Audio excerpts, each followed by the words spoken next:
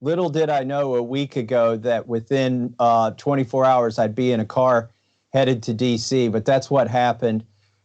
Tuesday night, Wednesday morning, I drove through the night to get to D.C. because what I found out was that even though the Senate voted and 96 senators showed up for work, the plan in Nancy Pelosi's chamber was to pass it by unanimous consent with virtually nobody there. Now, this is the biggest wealth transfer in the history of humankind, not in the history of our country. I mean, this would make the Roman emperors blush, this kind of plunder. But that's what's going on in this bill, and it's said that it's a $2 trillion bill. It's really $6 trillion all told. And here's what I mean by the wealth transfer. Take $6 trillion, divide it by 100 million families. That's $60,000 a family. That's the size of this bill. And they're offering $1,200 checks to every working member of the family. So a family may get $1,200, they may get $3,000 because they get some checks for the kids. That's far short of the $60,000. Now, what's all that about? Well, that's about making Wall Street whole. That's about making the banks whole. And who's going to be on the hook for that money?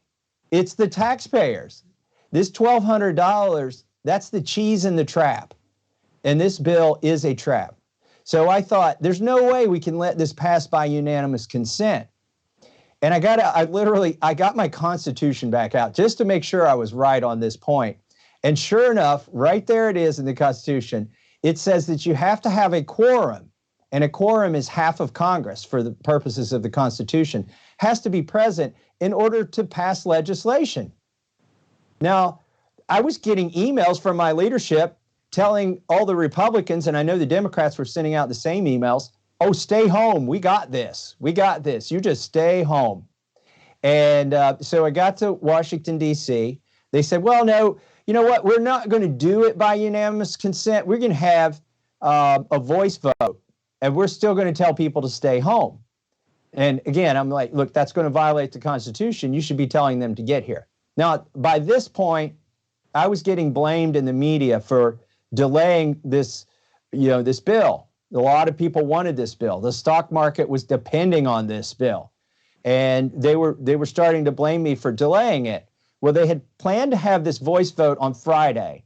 And they were telling me that if I showed up on Friday and demanded a recorded vote, this would push the bill to Saturday or Sunday because they had guaranteed every member 24 hours notice before a vote.